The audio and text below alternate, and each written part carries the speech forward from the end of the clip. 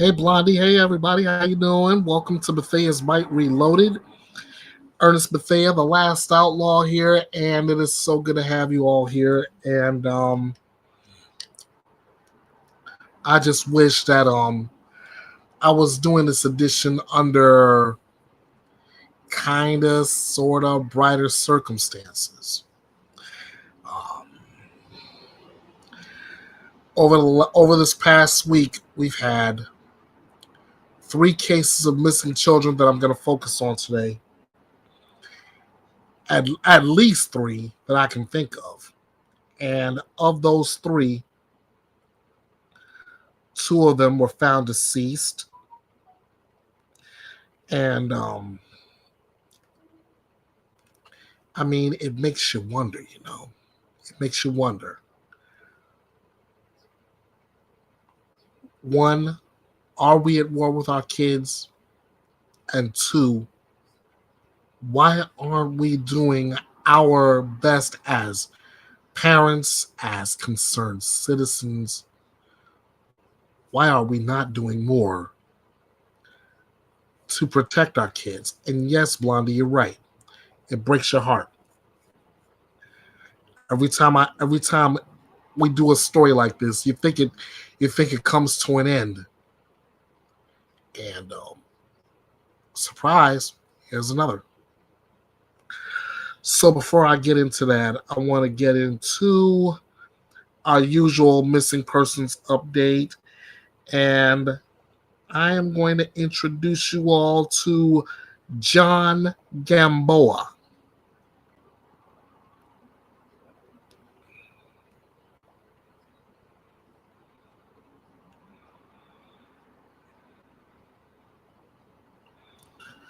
John Gamboa. All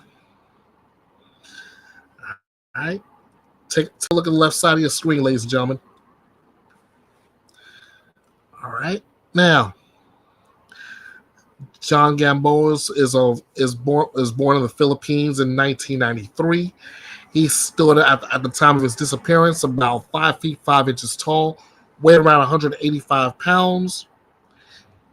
He has black hair and brown eyes. He speaks both English and Spanish.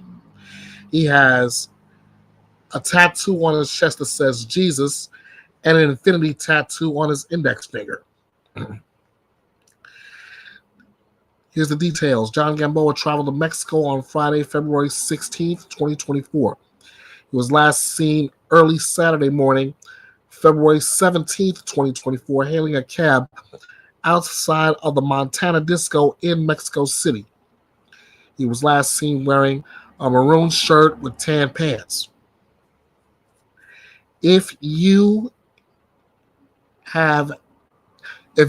Especially everyone in the Houston, Texas area, if you have any information concerning the disappearance of John Gamboa, please, as I always say, do not hesitate. Get in contact with the FBI's Houston field office at 713-693-5000.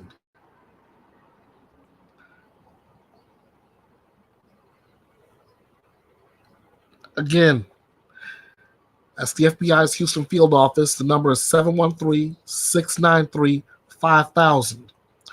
Or as always, you can submit your tip anonymously at tips.fbi.gov. But whatever you do, please, if you see something, say something. Let's find John Gamboa and let's bring him home safe. All right?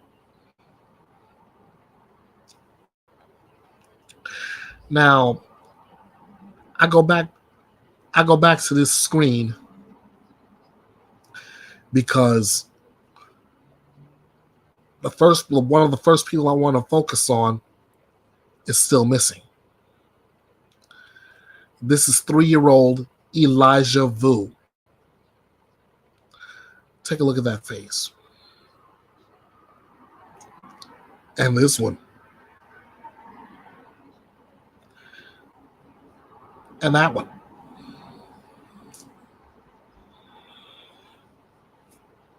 At the time of Elijah's disappearance, He's only 3 years old, guys. Stood about 3 feet tall, weighed between 45 and 50 pounds, brown eyes, dark blonde hair. He has a birthmark on his left knee, and he is of Hmong descent. FBI's Milwaukee Fieldhouse, Two Rivers Police Department, the Manitoba County Sheriff's Department, and the Wisconsin Division of Criminal Investigation are seeking your help in locating Elijah Vu. He was last seen in the 3900 block of Mishicot Road in Two Rivers at approximately 8 o'clock a.m. February 20th, 2024. Elijah was last seen wearing gray pants, a long-sleeved dark-colored shirt, and red and green dinosaur slip-on shoes. He is possibly carrying a red and white plaid blanket. The FBI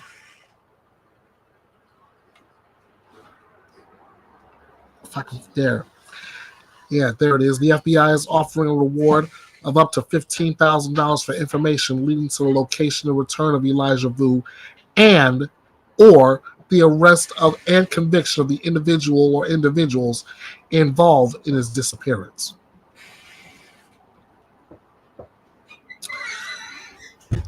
I'm going to talk a little bit more about that in just a minute. But I always want to give this information out first. If you have any information regarding the disappearance of 3-year-old Elijah Vu, please do not hesitate.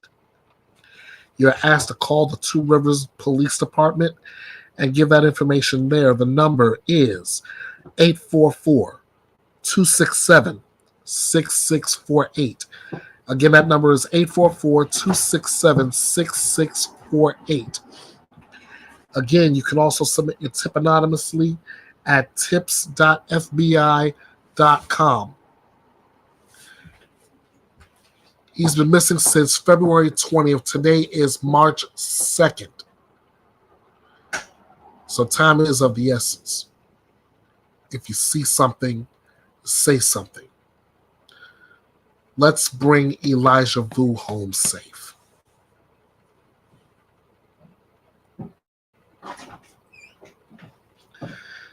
Now,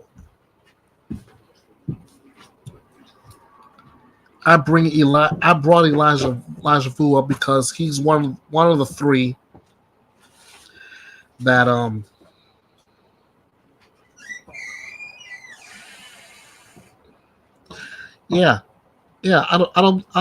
thanks, Blondie. I appreciate that. Yeah, that cute little face. Yeah. I bring this up simply because of the cases that we've covered all this week. Elijah. We've covered 11-year-old Audrii Cunningham out of Texas. We've covered 13-year-old Madeline Sophia Soto. The latter two of those cases did not end well. What do you mean by that, Outlaw?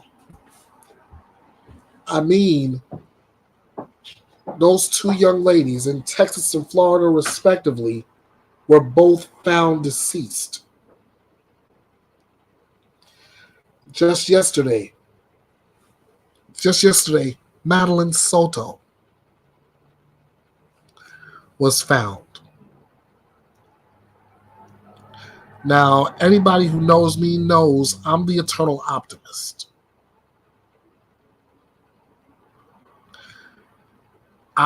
When it comes to cases like this, especially when they've gone on for a long time, I always hold out hope against hope that that person is alive somewhere.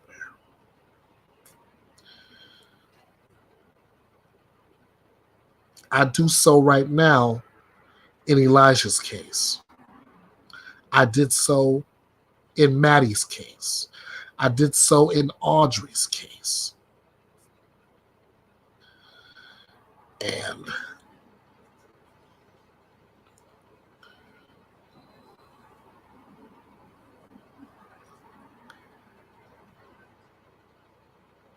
but I'm as much as I am an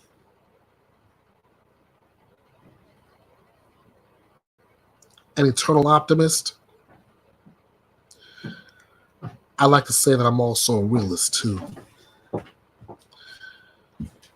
Given the fact that it's been this long since we've heard anything regarding Elijah, and I don't want to even think like this, but I am. I just have a feeling that Elijah is no longer with us either. By the time next week is started, I have a feeling we're gonna get word that they have recovered the remains of Elijah. And when we do, it's gonna be a sad day in the true crime community. But hey, let's look at the monsters in each case, shall we?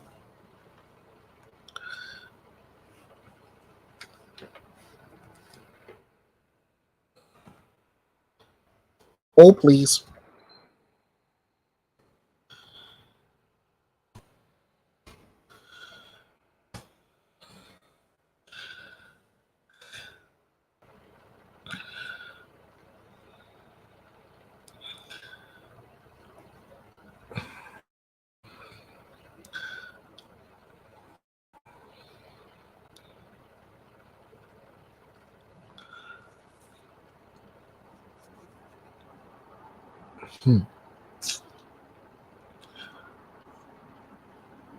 All right. Let me start in Elijah's case. How you doing, combat vet? Good to see you. I wish it kind of sort of was under happier circumstances, more joyous circumstances, but I hate to say it is what it is, but you know how it goes.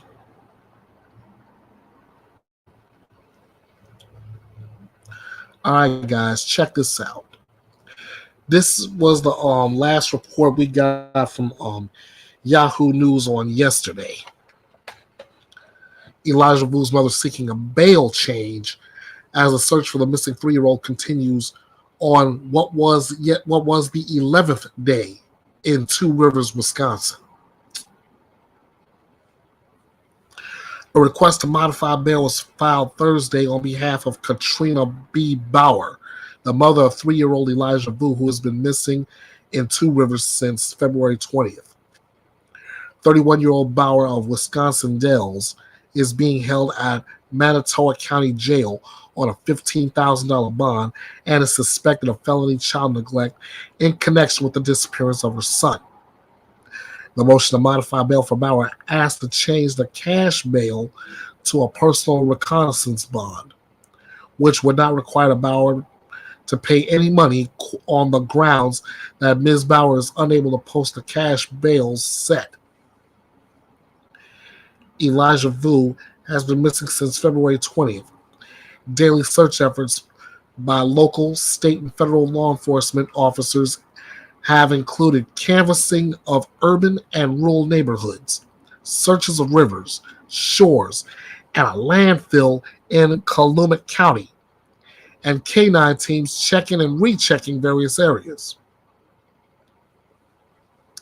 The FBI has offered a $15,000 reward for information leading to the location of Elijah or convicting those responsible for his disappearance. And Manitowoc County Crime Stoppers offered a $1,000 reward. In a news release Thursday, the Two Rivers Police Chief, Ben Maynard, said the search for Elijah, including an extensive search of the Two Rivers storm sewers, which was assisted by the Department of Public Works. The search for Elijah has extended to other areas in Wisconsin, including Wisconsin Dells, where Elijah lived with his mother, and Fond du Lac, where about 30 people searched Hobbs Woods near Interstate 41 and US 151 on February 29th. And that's according to a report by NBC 26 WGBA TV. The Fond du Lac search was organized by a local resident after they learned the criminal complaint stated Elijah's mother had dropped Elijah off with her boyfriend, Jesse Vang, in Fond du Lac, which is about 75 miles southwest of Two Rivers. I'll stop right there. Let me see who we got here.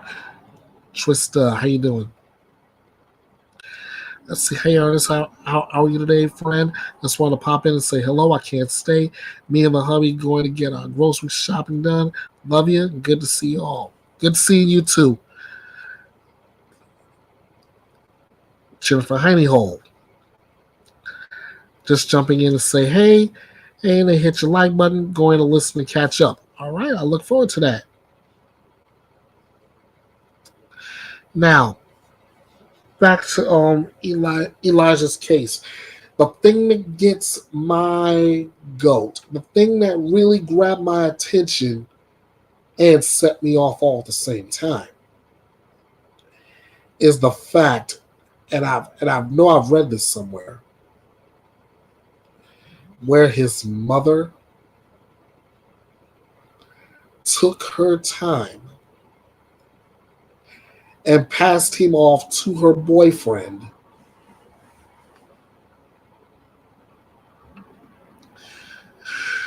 No combat venoms. Unfortunately, they haven't. There's no word that he's been found yet.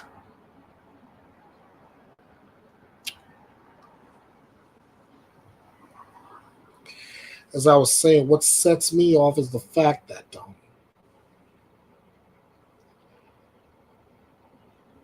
they want to go this route. She passed off the boy to her boyfriend for disciplinary reasons. Are you kidding?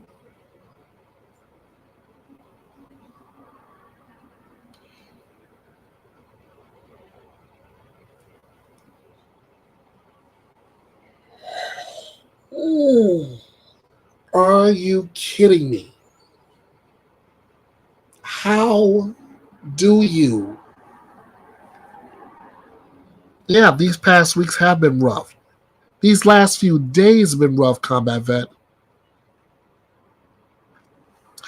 How in God's name do you pass off your child to do the parenting that you're supposed to do?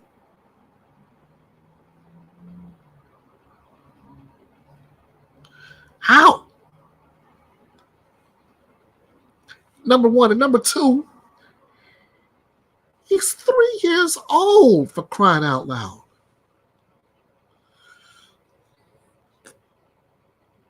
Okay, hold on. Let me get back to this. Police are still asking for the public's help in locating Elijah. Two Rivers Police Department has asked the public in Two Rivers and Manitowoc County to check their own property with the following guidelines. They want you to check anywhere where a small child can hide, climb, or fall. They want you to check your own property for items that don't belong to you, which could include anything from Elijah, such as the red and white plaid blanket or dinosaur printed shoes. They want you to check your surveillance systems from February 12th through the 20th. Look for anyone matching Elijah's description in that surveillance footage. They want you to search public land for the same items or anything relevant to the investigation. If you find something, please do not touch it. They want you to contact the tip line at 844-267-6648 or the Two Rivers Police Department at 920-686-7200, and they want you to do it right away. Do not hesitate.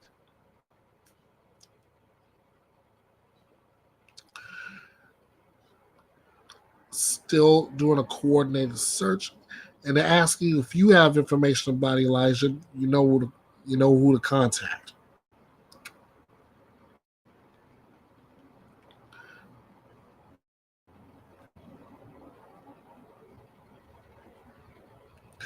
Yeah, there's still other news, and this is what got me. This is what we know.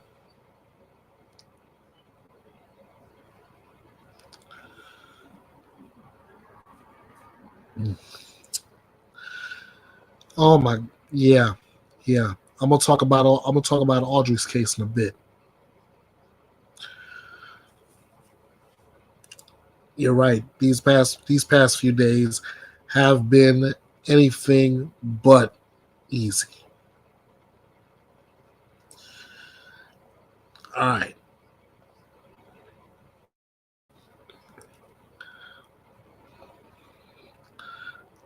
Tip back. Okay. All right. Here's all about what we know. And I want you all to know to pay attention to the headline. A mother sent her 3-year-old boy away to, quote, learn to be a man. Now he's missing.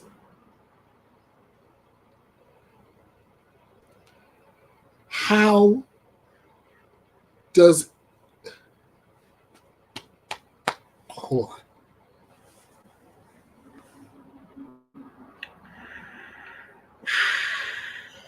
Hold on, guys. Hold on. Yeah.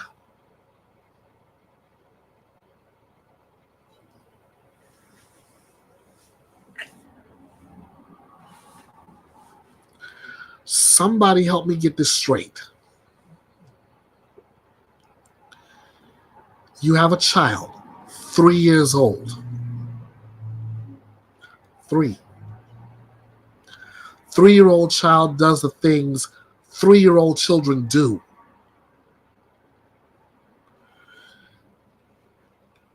And the mother sends child away to her boyfriend. Boyfriend who has a rap sheet about as long as my leg. But she sends the young boy to him to, quote unquote, learn to be a man.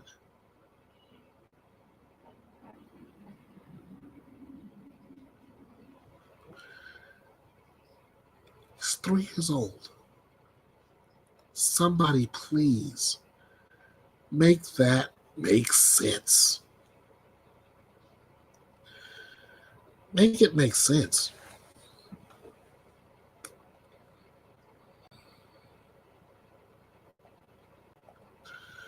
All right.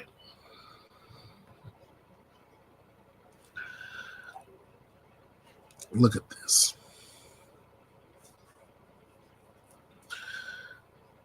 This is a collage of the pictures I showed you from the FBI missing poster.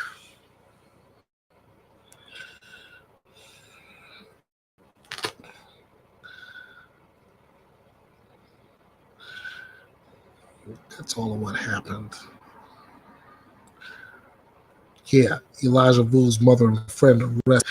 One day after Elijah's disappearance, his mother, 31-year-old Katrina Bauer, was arrested and charged with a party to a crime, child neglect.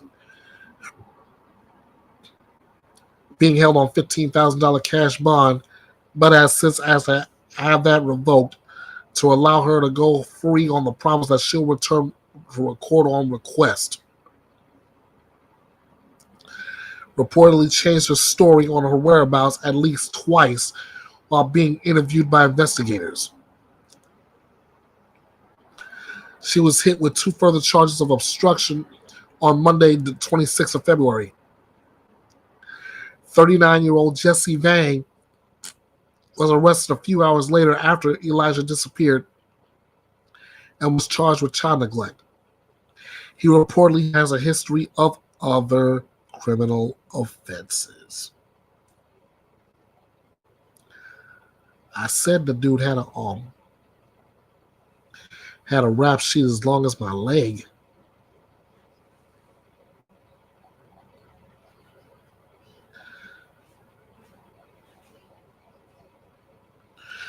Let me see if I can pull this up.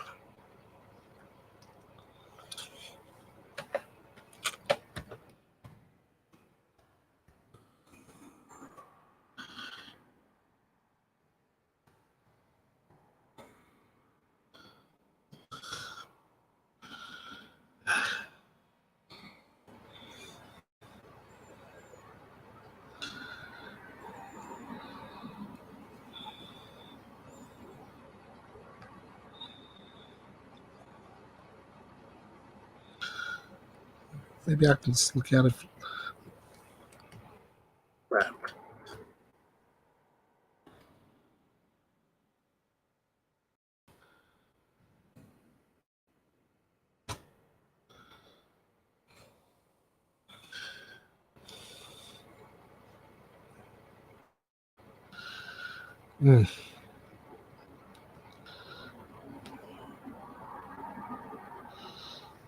God almighty. Okay. I can't necessarily find everything that he's been charged with. But it includes child abuse, and he's being held on a $20,000 bond. The pair have so far appeared in court twice on Friday the 23rd and Monday the 26th. They are next due in court March 7th.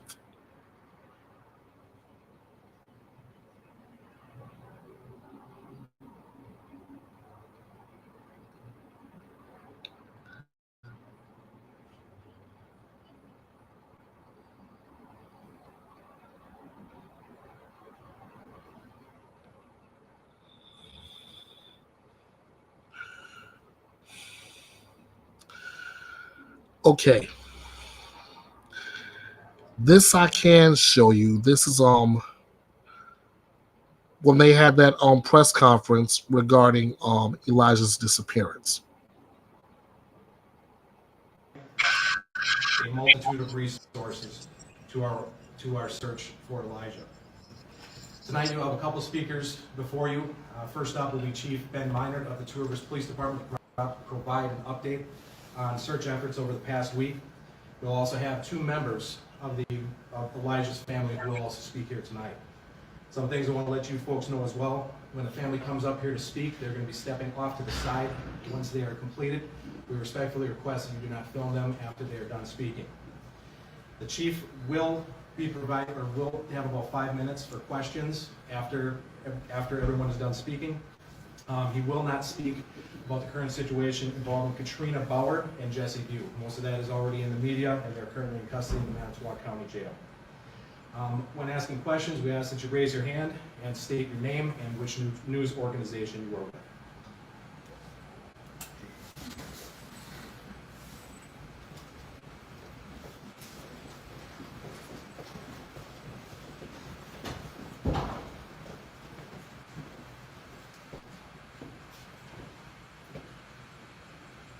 Thank you all for being here this evening. My name is Ben Minard, BenMeinert. I'm the chief of the Two Rivers Police Department. A child missing for any amount of time is everyone's worst nightmare. That's why we're here today. Elijah, a 3-year-old boy, has been missing now for a week today. For the past week, we've utilized hundreds of resources worked around the clock in our attempts to bring Elijah home. Right now, I'd like to bring everybody just up to speed with our search for Elijah and how that went. Elijah was reported a week ago today, like I said, around 11 a.m. in the 3900 block of Mishkat Road here in Two Rivers. Everyone searched for Elijah on that day, and I mean everyone. Our police department, first responders responded out. It's not necessarily an unusual incident to have a missing child. Usually we find them right away. Nearly immediately we realized that we needed more resources. Every officer, including myself, was out searching that day for Elijah. When we needed more help, we reached out to the fire department and our Department of Public Works. Soon after that, we got some information stating that Elijah may have gone missing at 8 a.m. When we received that information, my assistant chief, Melissa Wiesner, she's a former lead investigator and she's worked many child cases. I entrusted her and I knew she had the wherewithal to reach out immediately to places like Our Child is Missing, our National Center for Missing and Exploited Children. She put out numerous alerts, including missing and endangered alerts, ring neighborhood alerts, and local emergency alerts. That included an Amber Alert. I know there's been some question about an Amber Alert on that day and why. This child was 3 years old and was reported missing on a cold winter temperature day with only a blanket and possibly light clothing. And we knew at that time possibly 3 to 4 hours. I define that as endangered. I immediately reached out with the assistance of my staff to the Division of Criminal Investigation. This is not about me, this has always been about bringing Elijah home, and quickly. They led that investigation into his whereabouts, with the support of our FBI. We also utilized almost any boat, UTV, drone, canine, and even National Guard helicopters to search for Elijah. Unfortunately, Elijah wasn't found. Following that day, we had a press conference. I know people were frustrated with that. I too was frustrated with that. We had a lot of misinformation going around on Facebook, through social media, and just in general. We felt it necessary that we had to lay out factual information of the case and bring everybody up to date to that point. We also established a tip line and got that out to the public at that time. That has been beneficial and crucial to this investigation and search. Since the conference, I have personally provided media releases daily, if not multiple times during the day, to bring our public up to date and remain transparent.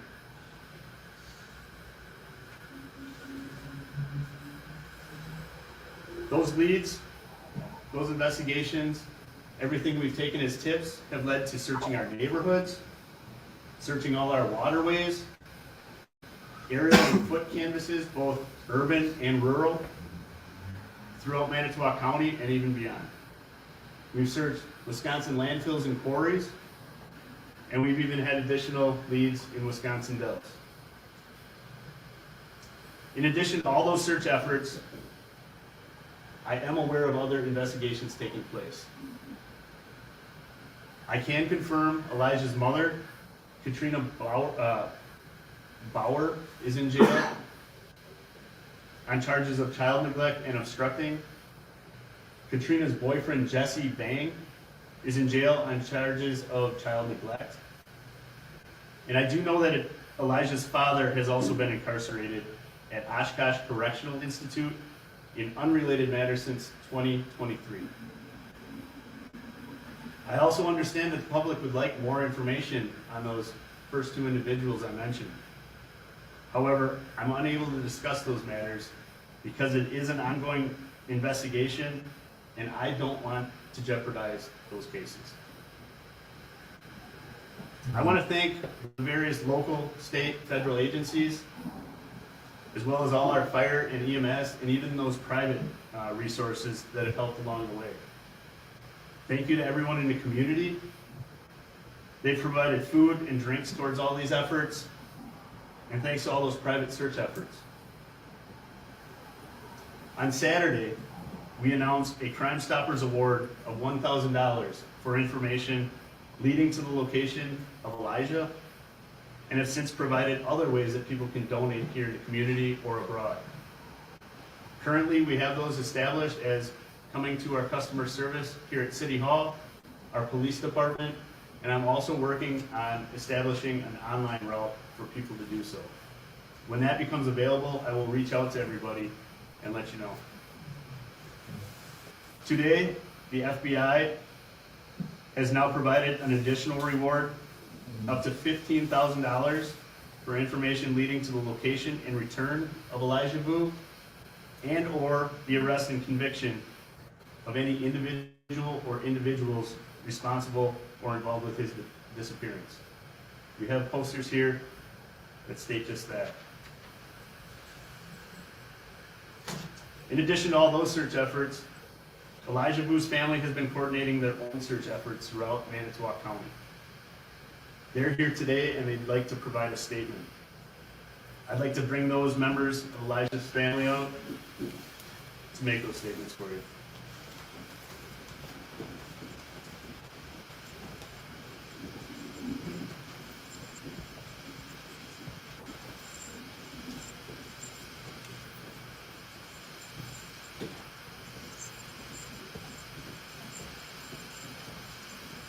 On behalf of my family, we stand before you today with heavy hearts burdened by an unimaginable situation. The pain is indescribable, a torment no family or child could ever face.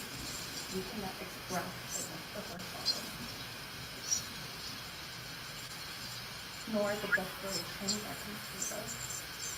As each moment passes without news of Elijah's safety, to anyone who may have information about Elijah's whereabouts, we plead with you to please come forward. Your courage, your compassion, your willingness to speak up may hold a key to Elijah's safety return. Every piece of information will help bring us one step closer to bringing Elijah back to our family where he belongs. To those who may have information, your assistance is just not a contribution, but a lifeline of hope.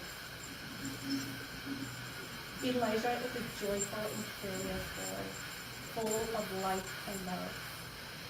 He is a precious child who deserves every chance of happiness, and his absence is deeply felt by all who know and love him. Every day without him feels like a piece of our heart is missing. We long to hear his laughter, to witness his curiosity, and to feel the warmth of his embrace. The emptiness left in his absence is a void that cannot be filled by anything else. Elijah, if you can hear us, know that you are deeply missed and loved, and we will not rest until you are safely back in our arms.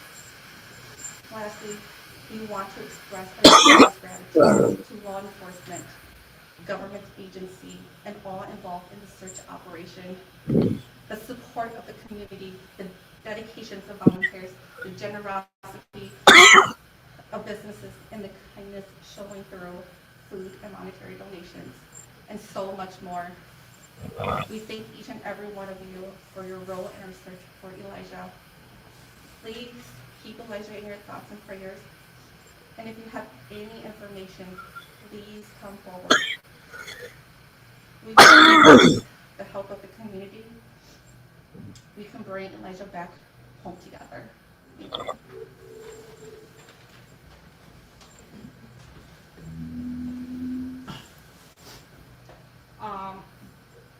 I took the English, it's not good. So, I want everybody to be patient with me. So, I just try that I can. So, right now, I would like to thank you for everybody to help my family to search for my grandson whole week to today. So, everybody know that we are really good. So, and I want to thank you for the officer, for all the fire department people, all the people living in two cities here, to search for our grandson, our baby for 1 week right now. So, I really thank you for everybody so far right now. So I want everybody to continue to help us to look for my grandson. I want my grandson to be home with my family. So I want everybody to continue, don't stop, just searching for my baby Elijah. We want him to be safe and with my family, and we love my grandson. Thank you, Father.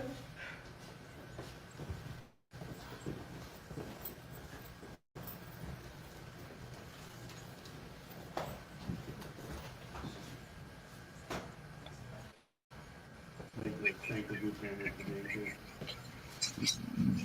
I have time for some questions, as the sheriff announced earlier. I won't be able to talk about the investigation of the case, but I will answer whatever questions I can. Chief Emily Tessick from Fox 11. When was the last time someone other than Jesse Bang saw Elijah? What was the last time he was seen by someone other than someone who was arrested in the case? Right, I've gotten that question a lot. I appreciate that question.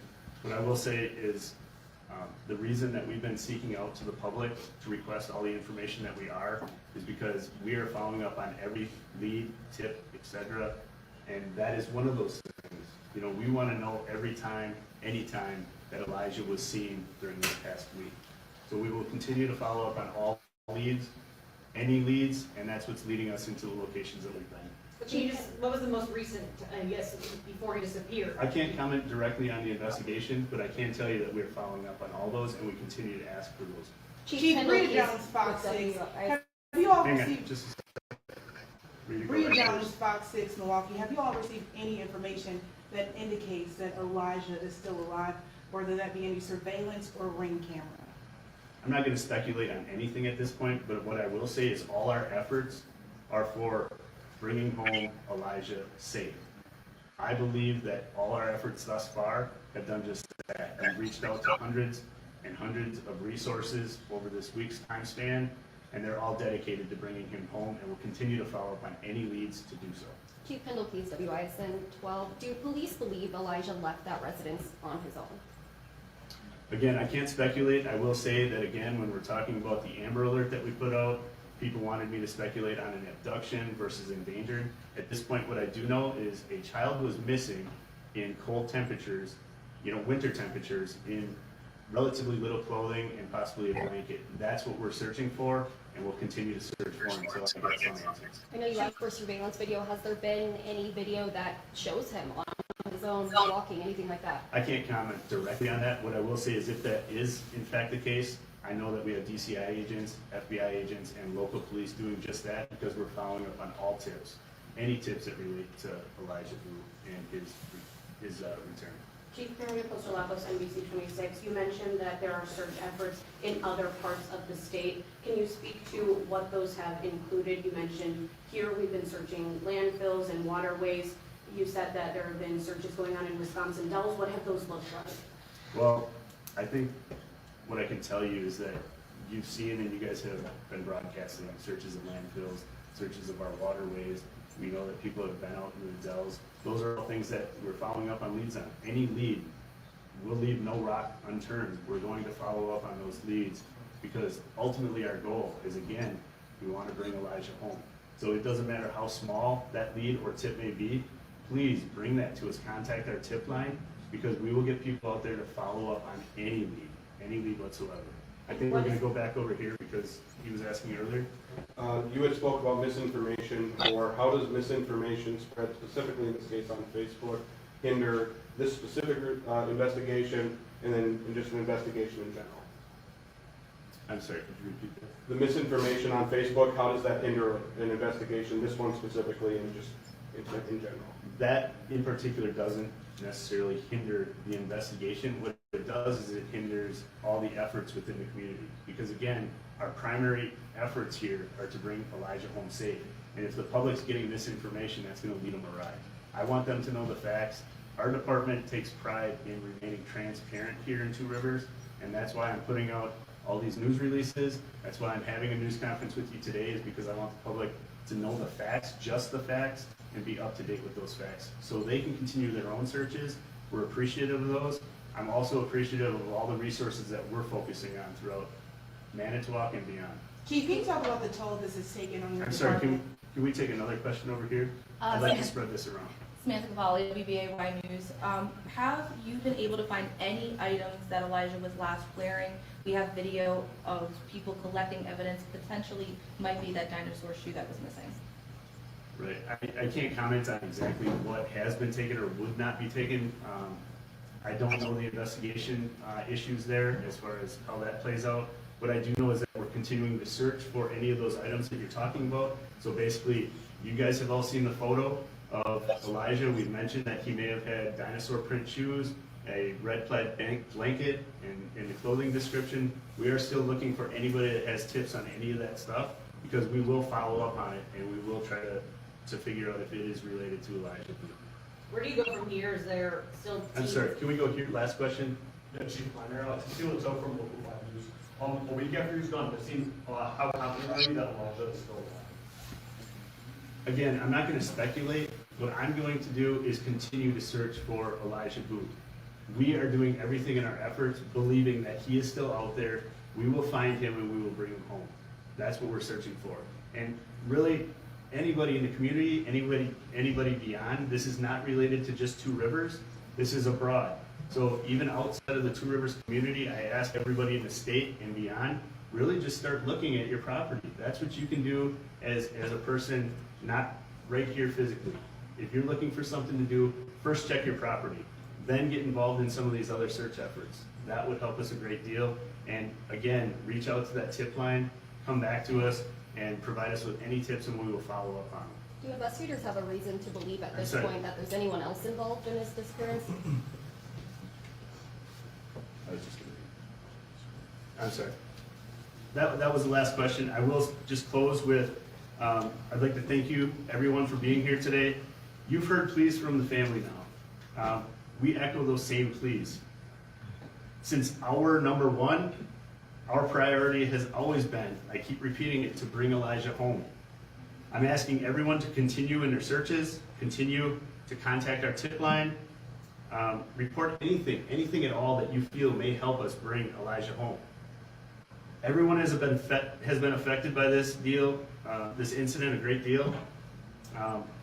This is a close-knit Two Rivers community. We're all devastated. We want answers. You want answers. I know efforts of our city staff, our citizens, and those beyond our city limits are going to continue to work together, and we'll bring Elijah home. Thank you.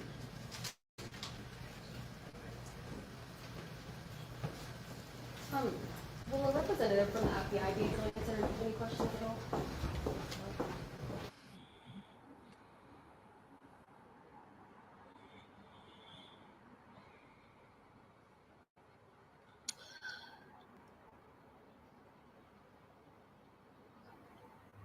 And this is still now March 2nd. Elijah's been missing since February 20th. There hasn't been any updates as far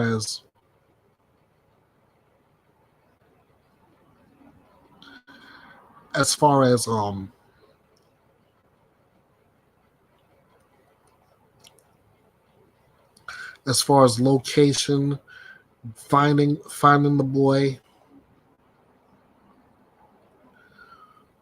but I can show you a pair of monsters responsible,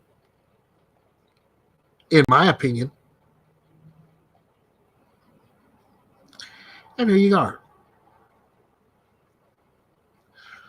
On your left is his mother, Katrina Bauer.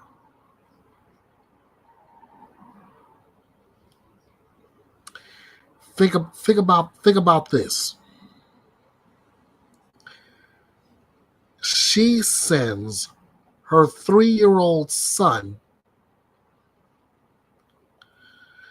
to this monster, Jesse Vang, 39 years of age. And she sends him for disciplinary reasons, to teach him how to be a man.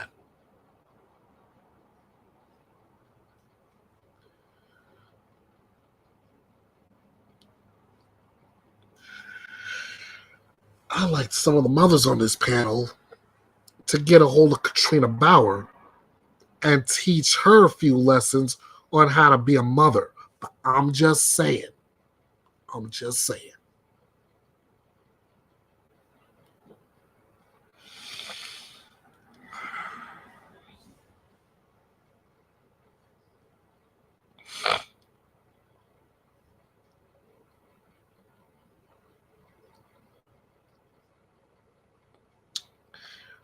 What it doesn't do is make any kind of sense.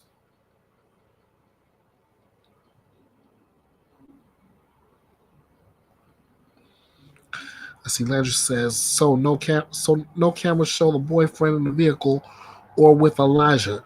Just weird, because usually by this time in the timeline there's usually something. You're right, there's usually something. But unfortunately there hasn't been anything as of yet. I'm telling you, I just have this weird feeling. The eternal optimist in me is praying that still Elijah's going to be found alive. That's the eternal optimist in me. The realist in me, considering how long and how many different cases we've had just like this,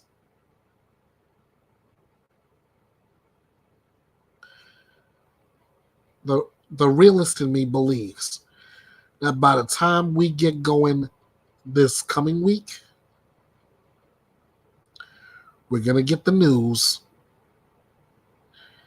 that Elijah is no longer with us.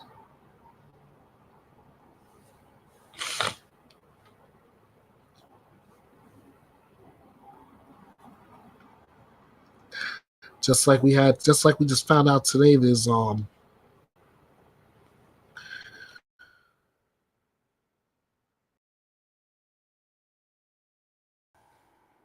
hold on a second.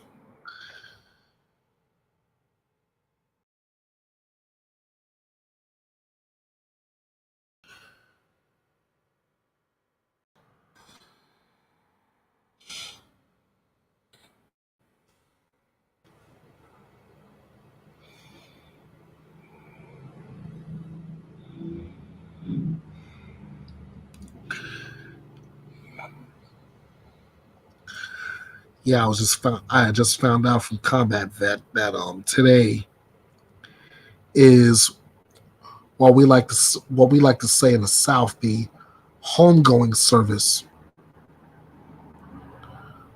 for Audrii Danielle Cunningham.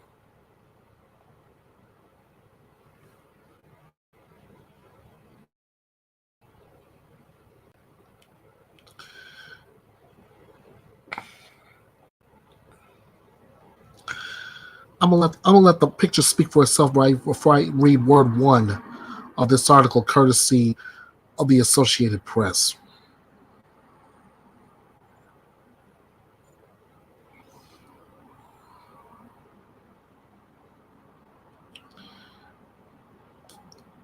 I mean, this is the kind of thing that just hurts my heart, you know?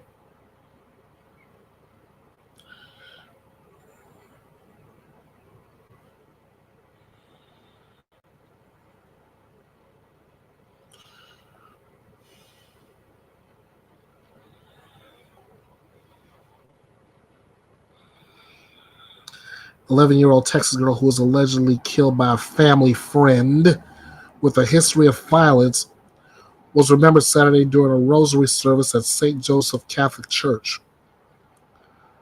Audrii Cunningham was a precious, gentle, kind, loving, smiling animal lover, said the Reverend Paul Cahan during service. Cahan said he has no answers for what happened to the child and exhorted the more than 100 mourners to remember her.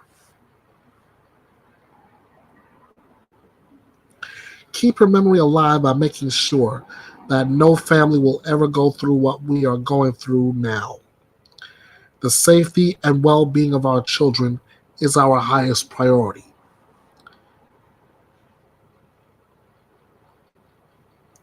Prosecutors said the girl was killed by family friend Don McDougal, who was supposed to take her to a school bus stop when she disappeared on February 15th.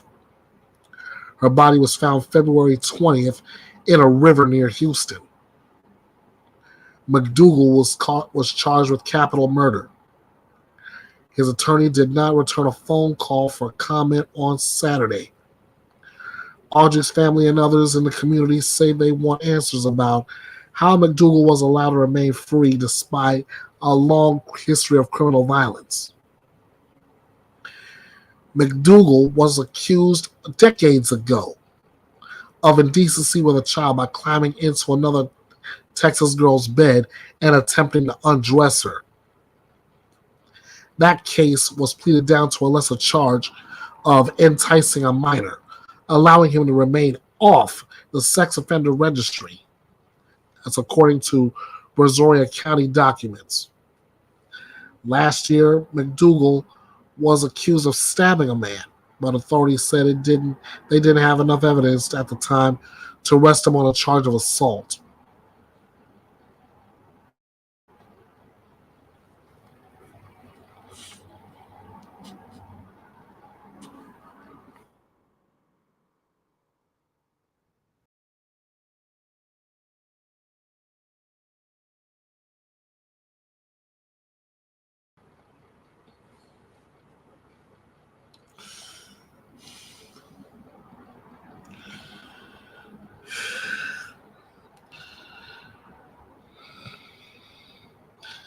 Yeah.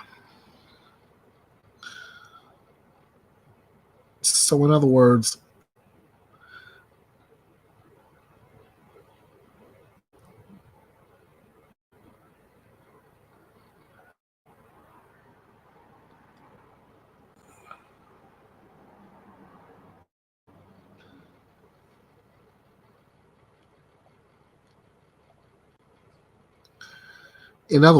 this guy right here, this monster, is still walking free.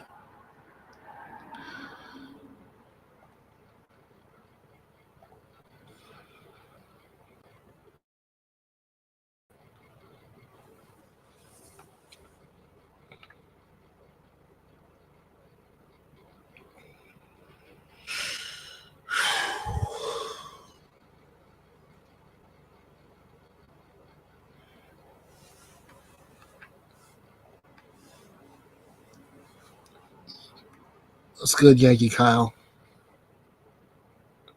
Thanks for stopping by.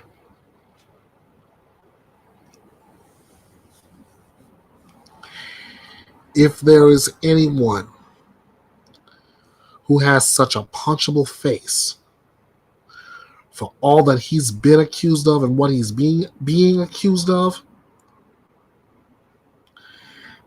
it's him. And I definitely would love to introduce him to a few of my friends here. But I can't do that. Believe me, as much as I want to, I can't do that.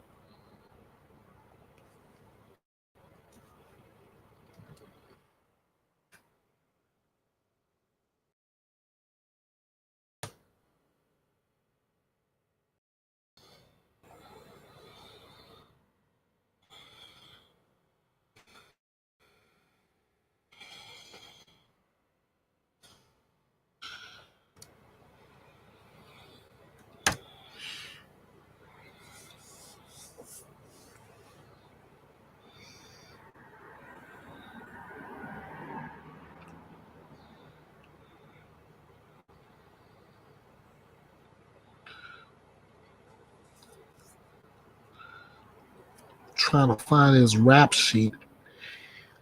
If anybody has an idea as to where I can find a copy of his rap of Don Stephen McDougal's rap sheet, somebody link it in chat for me, please. I want to be complete about this as possible. Combat Vet is saying the same thing I'm thinking right now. I wonder what goes on in the minds of those who let these monsters go free. I would love to know that.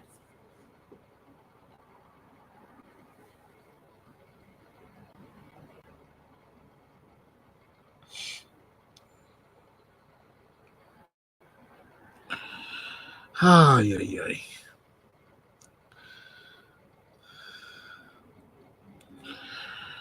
Okay, at least I found one article. Maybe it'll help me a little bit.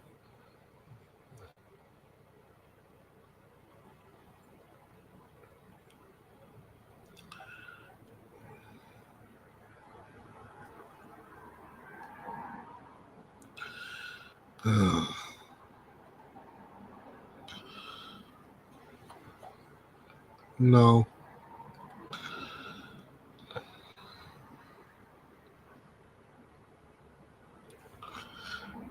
No.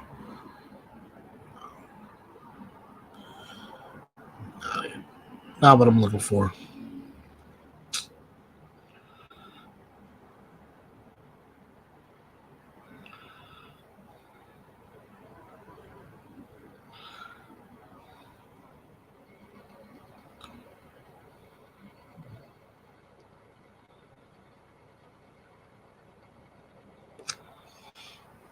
Okay. What I'll do is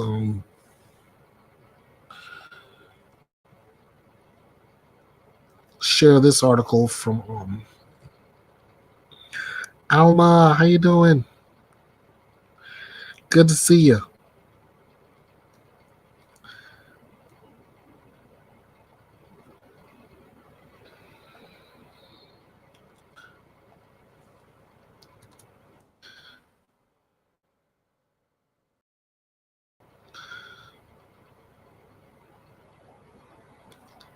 Pull this back real quick because I would love to hear from anyone,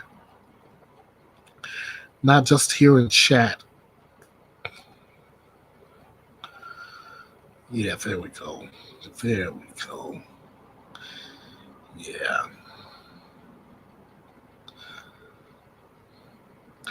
Like I said at the very start you saw me put it out in chat. The guest panel is always open. If you're interested, come on up. I just left you the link. In the meantime, I'm still trying to find the rap sheet for Don Stephen McDougal, or something that'll come close to giving us what we're looking for. And right now, I've got an article from USA Today regarding this monster with the punchable face.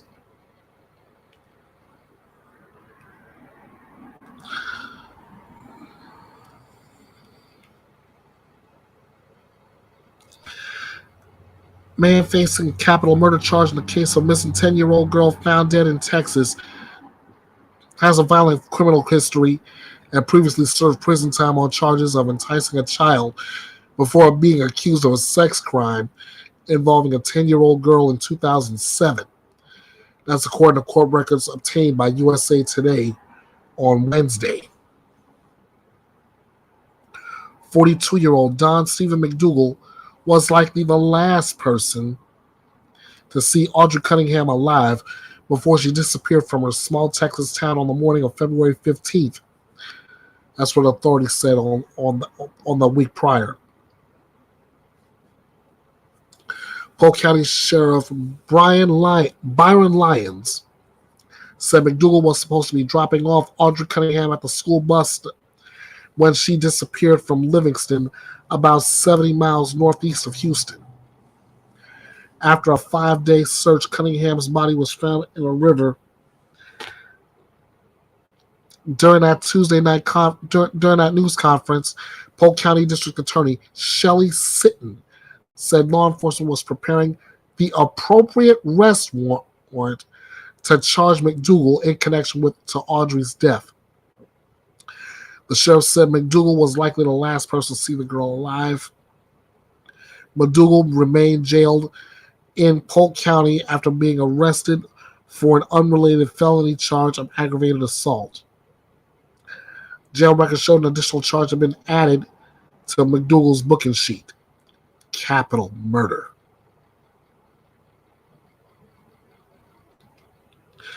He previously spent time in prison after being convicted on 2 counts of enticing a child, according to court records.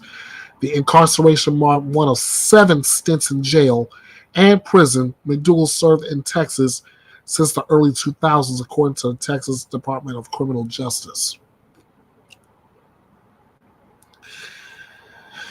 2008, McDougal pleaded no contest to 2 felony charges which stemmed from an incident involving a 10-year-old girl in Brazoria County, south of Houston.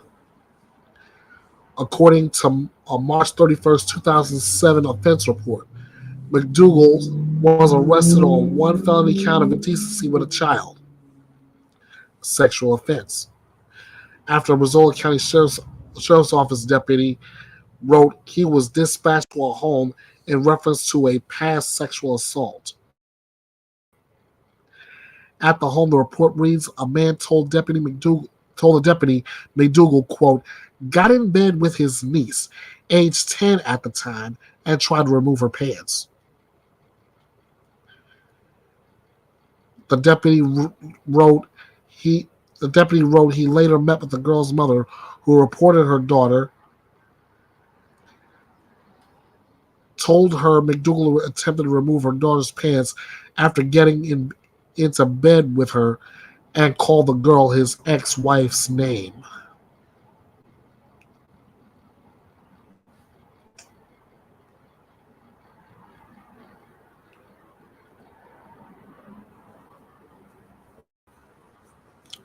Yep, the gang is all here, and I appreciate all of you.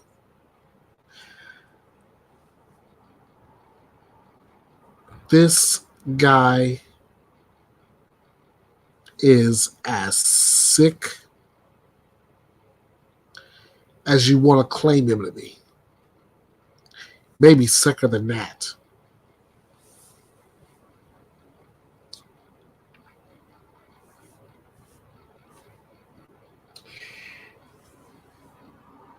And I've caught it all in chat. You want to say in Audrii's case, it's the grandmother's fault. It's the grandmother's fault. It's the grandmother's fault. I didn't catch anyone saying that it was daddy's fault. And why not?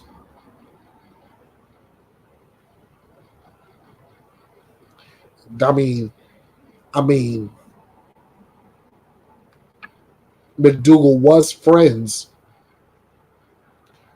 with Joshua Cunningham.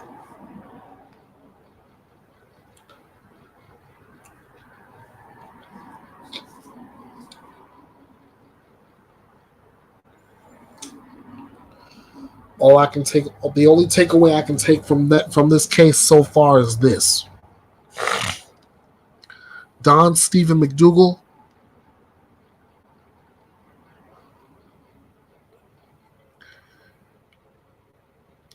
if you get a whisper in your ear that says justice is coming, pay close attention, because it is coming, and it's coming for you sooner than you realize.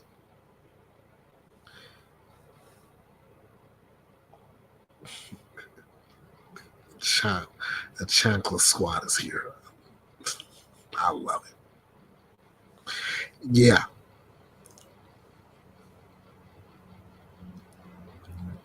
You're going to get yours done, Stephen McDougal. There's no doubt about that.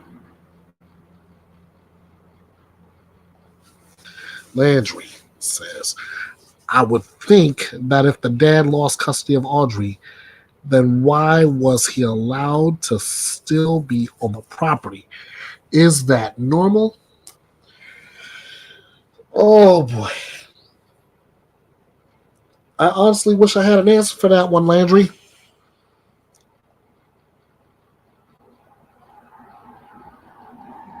I wish I had a straight up answer for that. What I do know. Oh, here's a solid everything I know.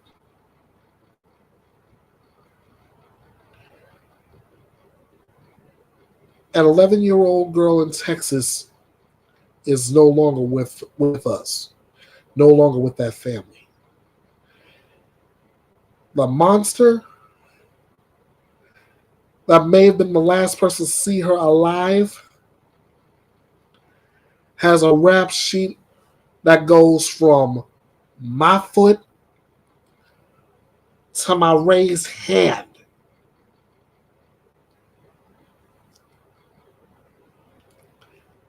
That man is a danger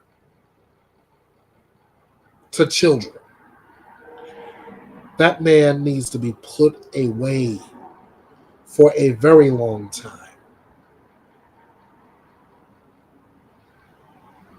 That's what I know.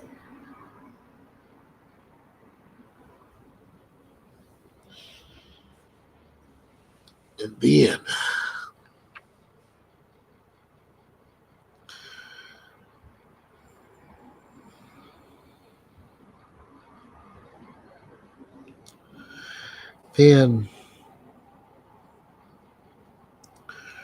we go to saddest case of them all because it's the freshest of them all.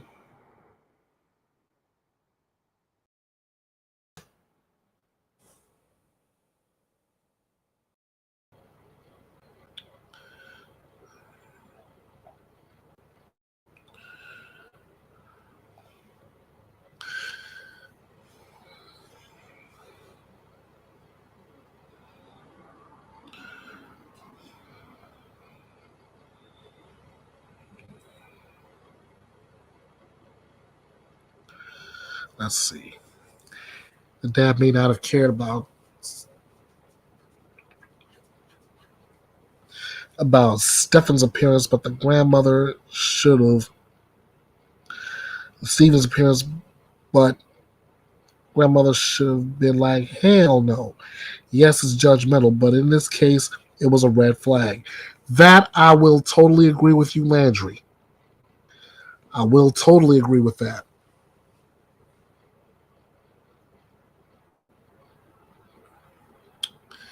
Here's another one that should have been raising red flags too.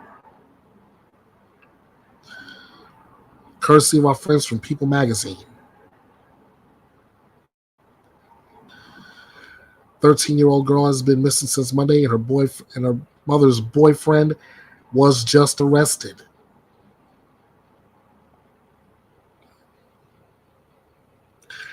Days after a 13-year-old girl went missing in Florida, her mother's boyfriend was arrested and is now considered the prime suspect in her disappearance. Madeline Soto was reported missing Monday from her home, according to the Orange County Sheriff's Office.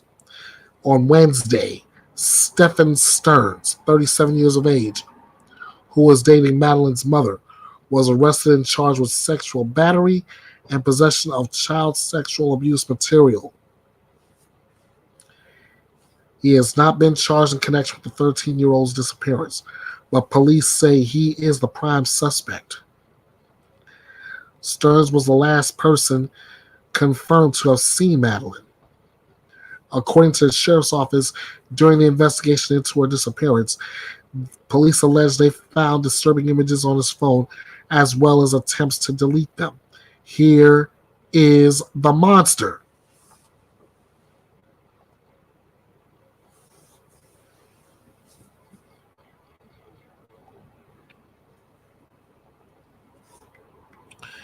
case reeks the same as the Quentin Simons case. Oh my God.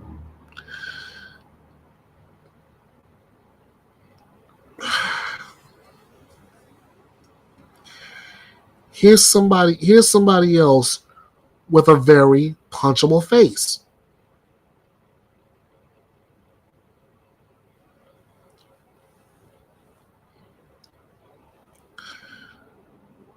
But you know what? I'm just glad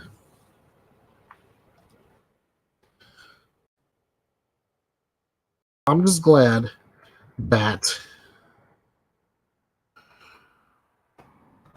right before they found her,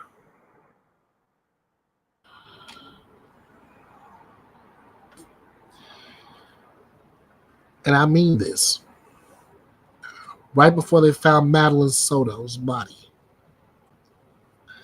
there was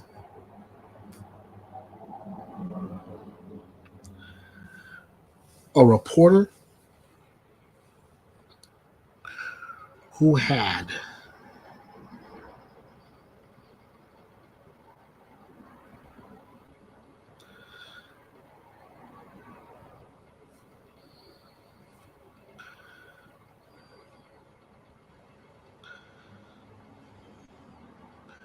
more than enough guts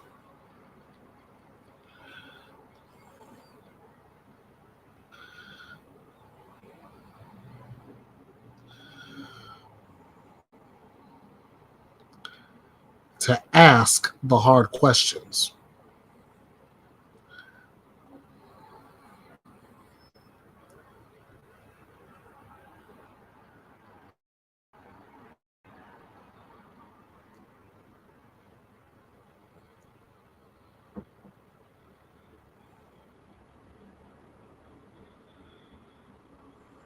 Stand by. Amanda, you asked every question that everybody wants to know the answers to, and obviously he didn't answer any of those. And so kind of looking at all of these things, maybe when she said, I wanted to be dropped off, far away, it's just very interesting, some of the connections. Yeah, absolutely. Amanda, we're going to keep you here just for another couple of minutes because all of this is developing and you're doing such an excellent job on this breaking reporting this morning. But we want to go back and play again your interview, or what you tried to interview, Stephen Stearns. So let's go ahead and listen to that. Stephen, where's Maddie? Did you hurt her? Are you a pedophile? What's on your cell phone? Why aren't you talking to investigators? Where was Maddie last seen? Were you helping her mother and her family? This is a little girl. Help them find Maddie. Where is Maddie? Where is she? What did you do with her? Tell us something.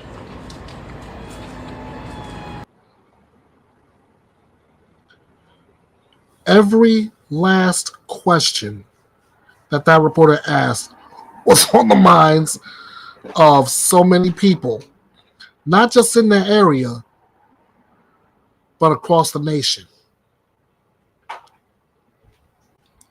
One more time, I want to give Fox 35 Orlando's Amanda McKenzie a huge round of applause for that.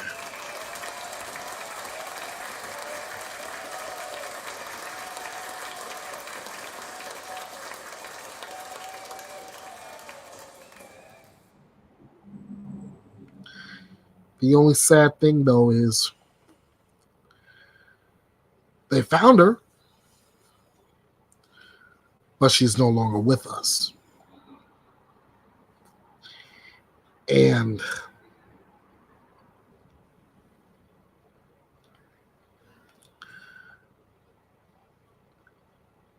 we've seen one of the monsters, it's Stephen Stearns. But if anybody deep down wants to know who else I hold responsible in this too,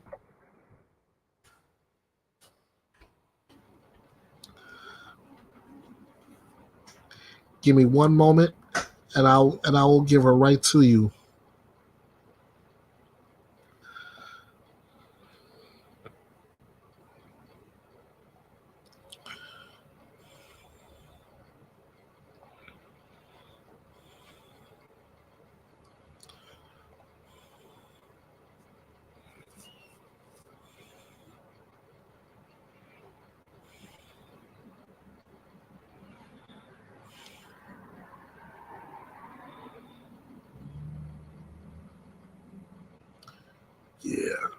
That's right.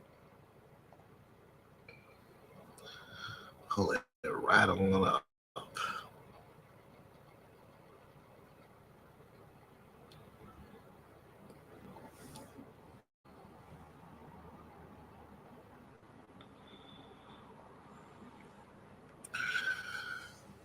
There she is, guys. She, I believe, has much to do with Maddie's disappearance as Stephen Stearns does.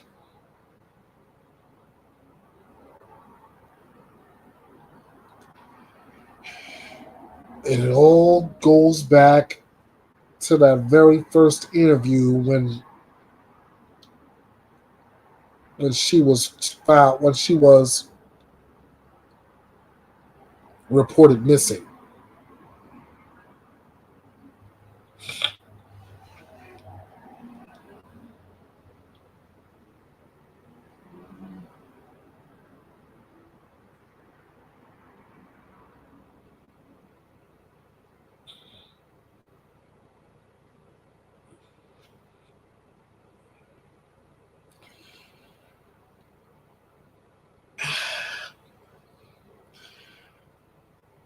I don't care how many times I see stories like this. I report stories like this. I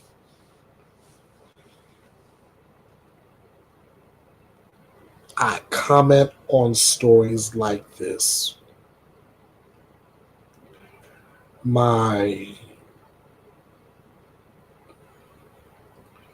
What's the word I want to use here? My emotions never change. They don't.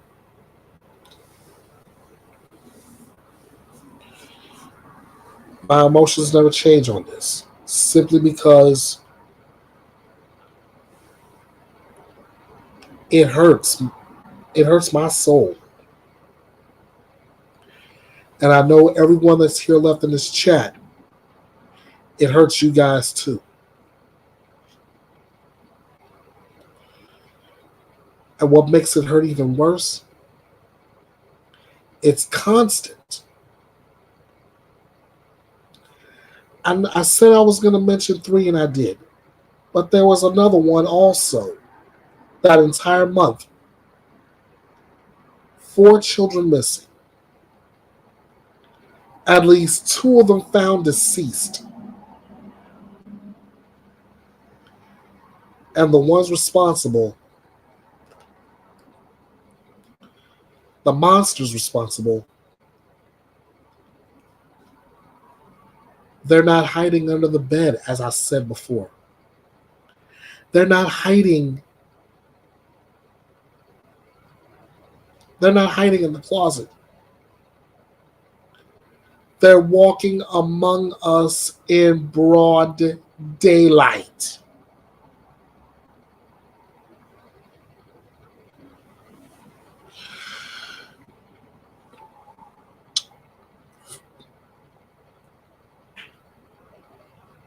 I've said this, I've preached this, and apparently no one's getting it.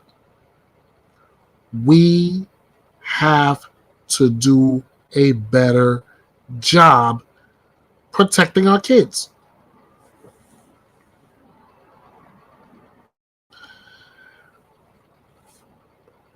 We can no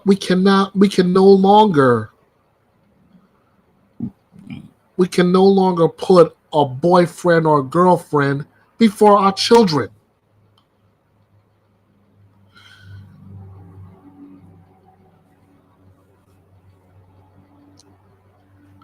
As long as we keep doing that, we're going to keep losing our kids.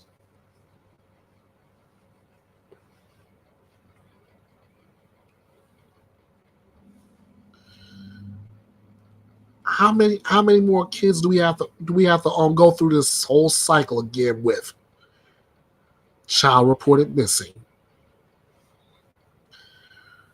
Find out that the child, we find the child deceased. It all goes back to a monster, probably mom's boyfriend or dad's girlfriend.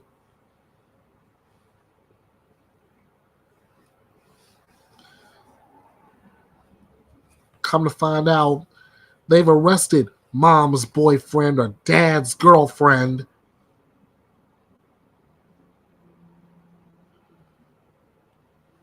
for some crap like this.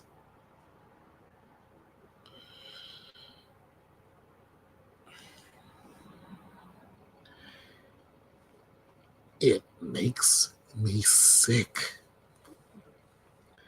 Let me go ahead and hit Landry's comment up, because everything that Landry's about to tell me is the God's honest truth. Parents need to talk to their kids and ask questions. Yes.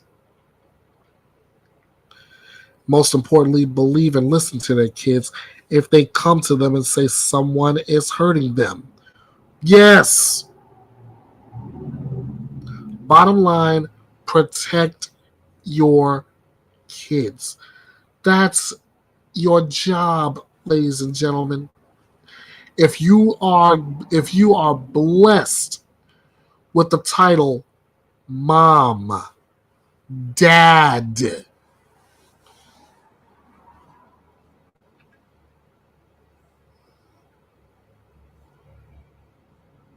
you have that one job. One job.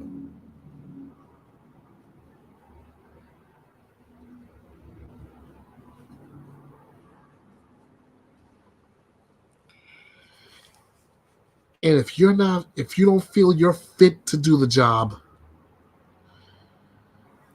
give your child to someone who is more adequate than you, more prepared than you.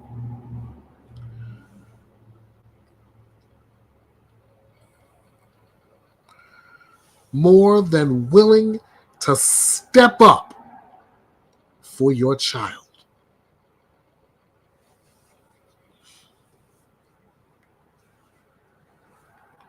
One job.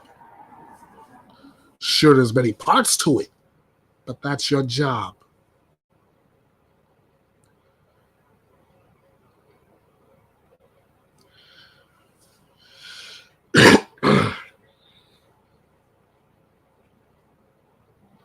Let's see. Landry, again, says my aunt is raising her great-granddaughters who are 10 and 12. I've already talked to them about online predators, but going tomorrow and talk about this type of stuff with them. I don't blame you. It's that kind of conversation that could make the difference between your child being safe and you losing your child.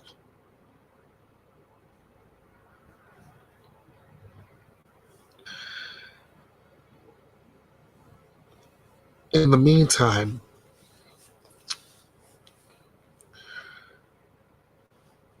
one family is missing a 13-year-old daughter. That's in Florida. One family is missing an 11-year-old girl in Texas.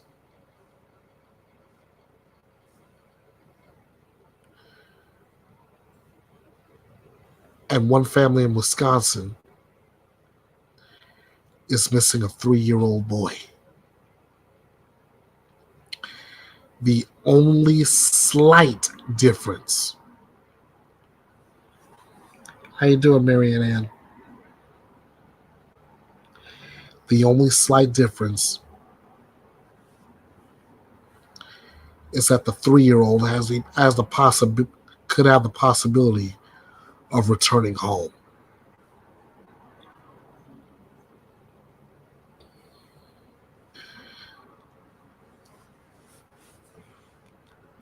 Thank you, Marianne. I appreciate that. I really do.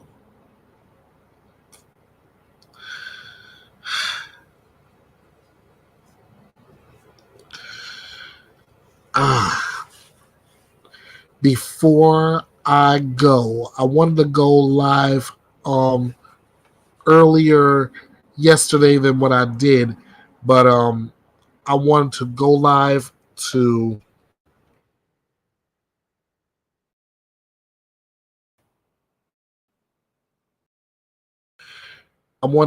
bring you something via Verdict Watch.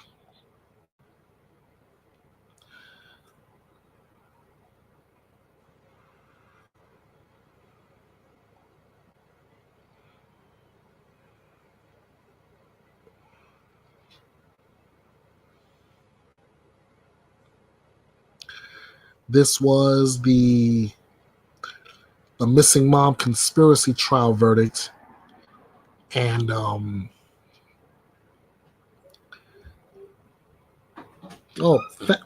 thank you, Desert Moon.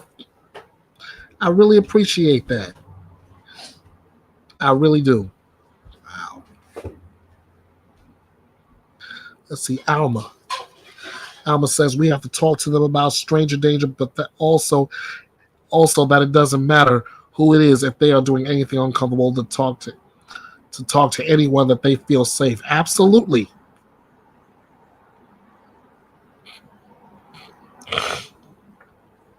Okay. Let me get myself set to share this because there was a trial that went down and a verdict has been reached in the trial against Michelle Troconis.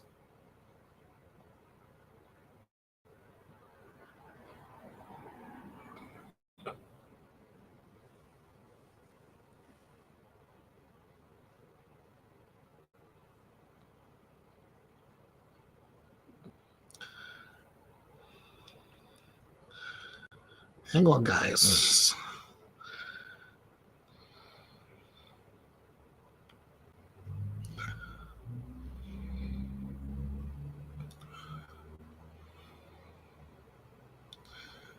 Yeah.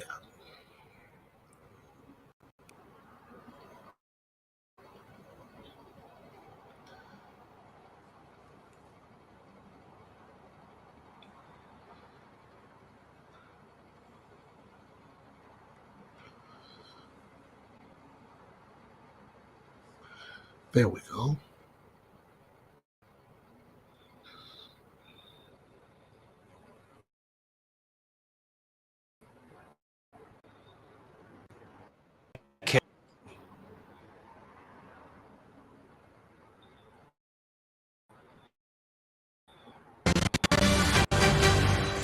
This is Court TV Live. I'm Matt Johnson in today for Ted Rowlands. A busy Friday as we have breaking news. The jury has reached a verdict in Connecticut for Michelle Troconis.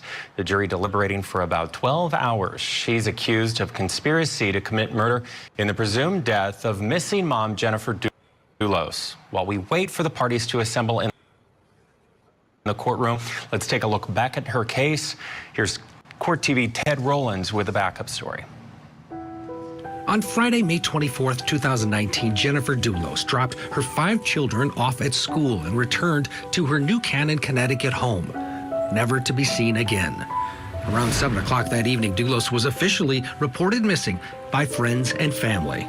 Startling with 5 children. That's really disturbing.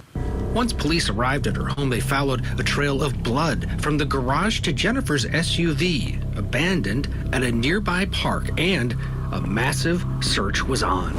While investigators searched, they discovered evidence pointing to a contentious divorce and custody battle between Jennifer and her luxury home-building husband, Fotis Dulos.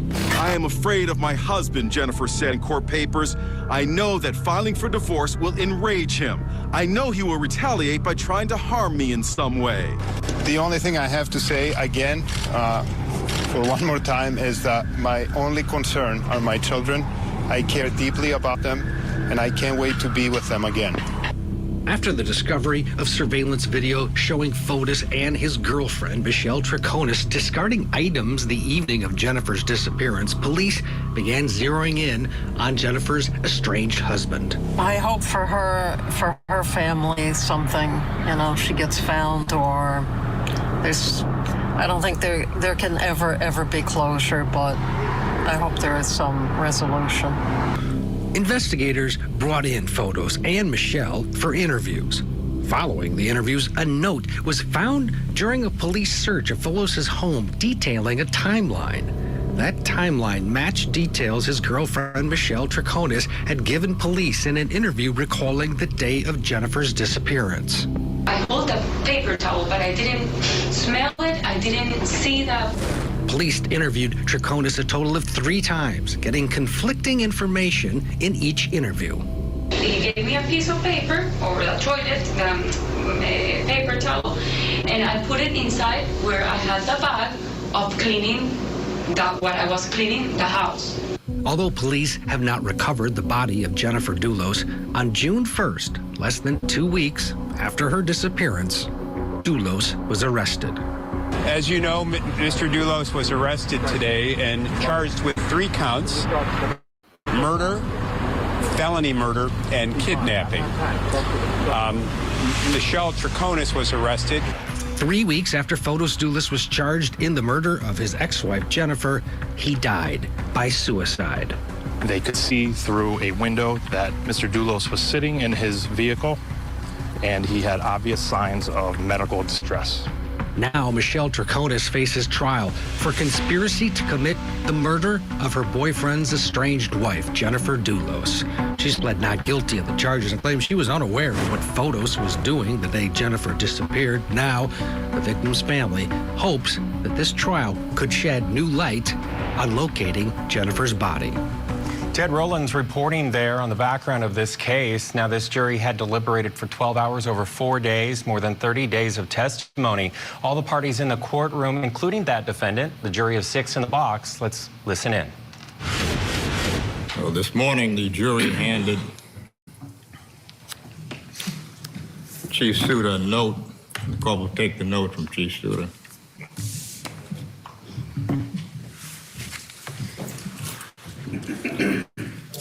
The note will be marked Court Exhibit 6, Madam Clerk.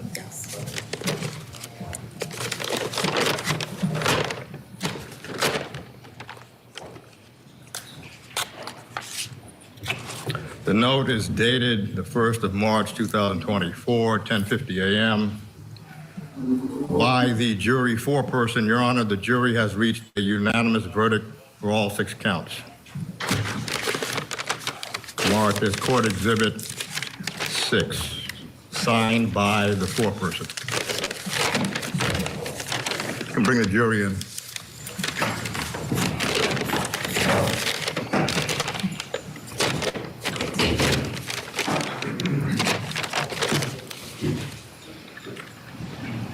All right, so they're bringing the jury in right now. Joining me is Court TV anchor Julia Janae. You've been covering this case. You've been following it. It's quite a lengthy case there in Connecticut. 28 days of testimony for these jurors. We've got 6 jurors, smaller jury than what we typically see. 3 men, 3 women, and they are making a decision on some really hefty charges, including conspiracy. Do you think it'll be a split verdict on one of those charges? I think it's likely. I think it's likely. Let's listen in. Series of questions. Please pay close attention to Madam Clerk. Ladies and gentlemen of the jury, as your names are called, can you please rise, remain standing, and indicate your presence by saying either here or present? And you can mute, Madam Clerk.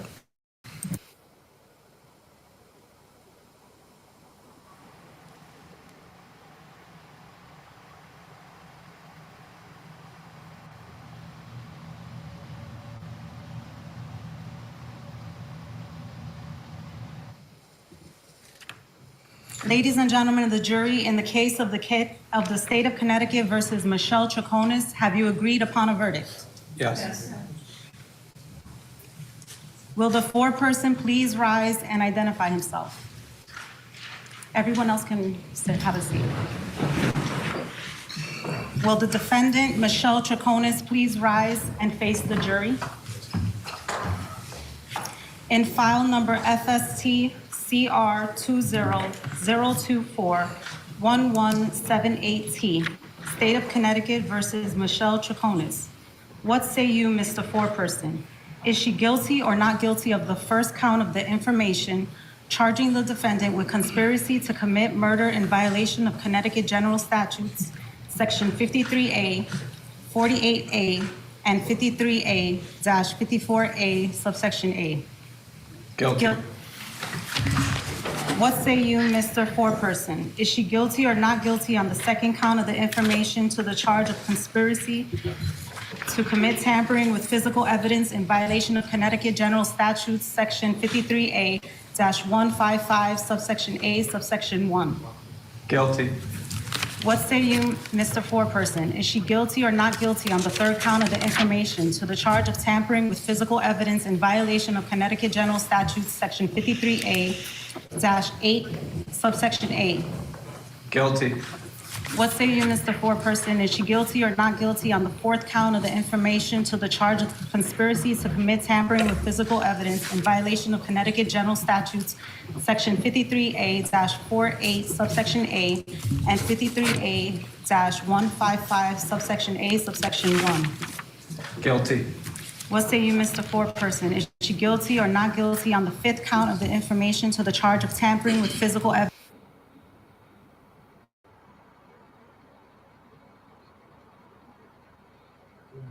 in violation of Connecticut General Statutes, Section 53A-8, subsection A? Guilty. What say you, Mr. Foreperson? Is she guilty or not guilty on the fifth count of the information to the charge of hindering prosecution in the second degree in violation of Connecticut General Statutes, Section 53A-165, subsection A, subsection 3, and 53A-166? Guilty.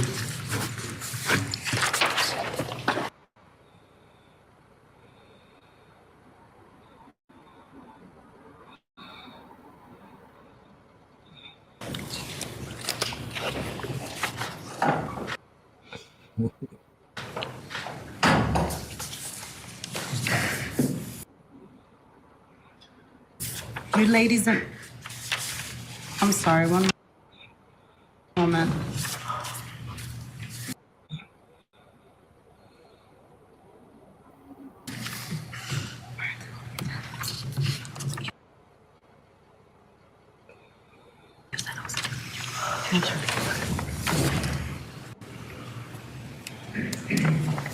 The court will then accept the verdict.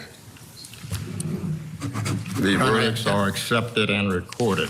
Your Honor, I'd ask that the jury be polled, please. You have the polling document, Madam Clerk.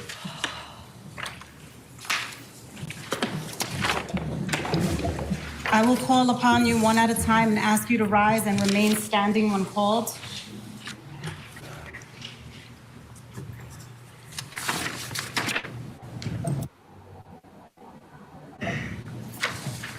Is it your verdict that the defendant, Michelle Troconis, is guilty to the information of the charge of conspiracy to commit murder? Yes. Is it your verdict that the defendant, Michelle Troconis, is guilty to the information on the charge of conspiracy to commit tampering with physical evidence? Yes. Is it your verdict that the defendant, Michelle Troconis, is guilty to the information on the charge of tampering with physical evidence? Yes. Is it your verdict that the defendant, Michelle Troconis, is guilty to the information on the charge of conspiracy to commit tampering with physical evidence? Yes.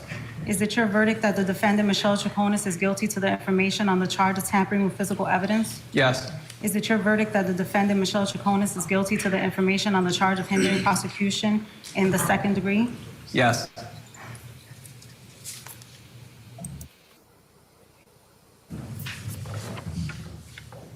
Is it your verdict that the defendant, Michelle Troconis, is guilty to the information on the charge of conspiracy to commit murder? Yes. Is it your verdict that the defendant, Michelle Troconis, is guilty to the information on the charge of conspiracy to commit tampering with physical evidence? Yes. Is it your verdict that the defendant, Michelle Troconis, is guilty to the information on the charge of tampering with physical evidence? Yes. Is it your verdict that the defendant, Michelle Chaconis, is guilty to the information on the charge of conspiracy to commit tampering with physical evidence? Yes. Is it your verdict that the defendant, Michelle Chaconis, is guilty to the information on the charge of tampering with physical evidence? Yes. Is it your verdict that the defendant, Michelle Chaconis, is guilty to the information on the charge of hindering prosecution in the second degree? Yes.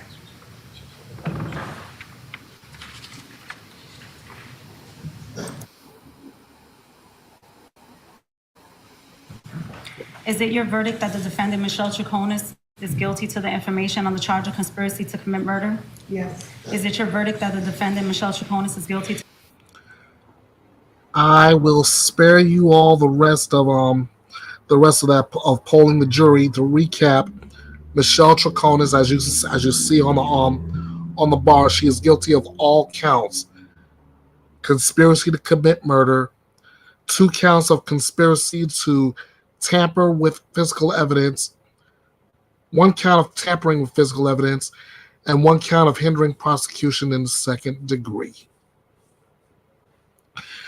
I will have information as far as sentencing goes as that information comes. But for now, as far as this case goes, I'm willing to call that justice served until sentencing.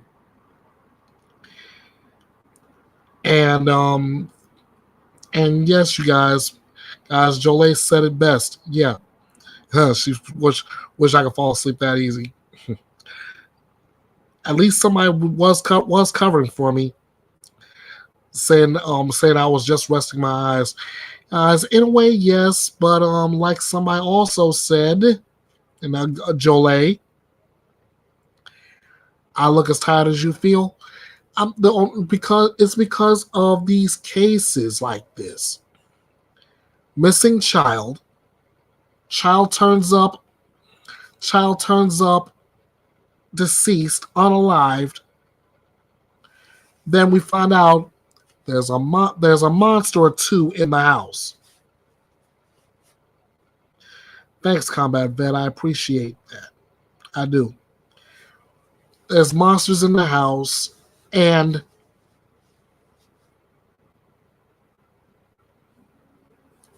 nobody did anything to protect the child.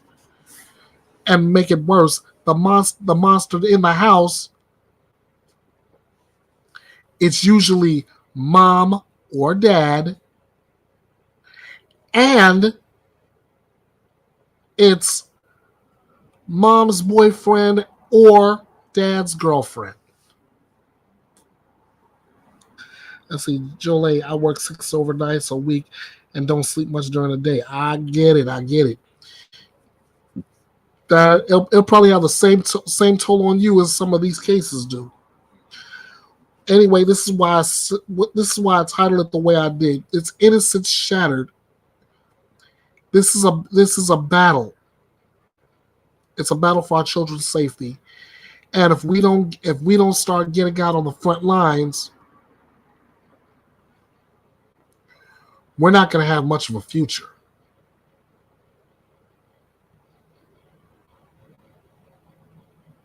Just saying. Okay, guys, I'm going to wrap this up. I'm going to say thank you to all of you. You are what keep this thing going. Even if I do end up tapping out. I will see you again. And yes, they are so heartbreaking. So as we depart, I'm gonna try and get some rest, Combat Vet. But as we depart this live, and we may end up joining another. But as we depart today, what I want you to do, if you believe in prayer like I do, I want you to take time enough, say prayers for the families of Elijah Vu, for Audrii, Danielle Cunningham, and Madeline, Sophia, Soto. Pray for peace in those families. And as always, pray for justice for all those victims. And of course, East Coast, West Coast, North, South, wherever you are in this great country, pray for us as a whole. Again, thank you all so much for joining me. I appreciate you. I love you guys. I want you to take that love and spread it around as always. Be good to yourself. Be good to others. Protect that mental health. And let's come back here and do this all again. All right? Until next time, Ernest Bethea, the Last Outlaw. This is the drama-free true crime destination, Bethea'S Byte Reloaded. And as always, you all know what to do. Bite this. Thanks for watching and joining me here at the drama-free true crime destination. Be sure to like, share, subscribe, and drop me a comment on this video. And be sure to follow Bethea'S Byte Reloaded all over social media. This is Bethea'S Byte, and it's reloaded.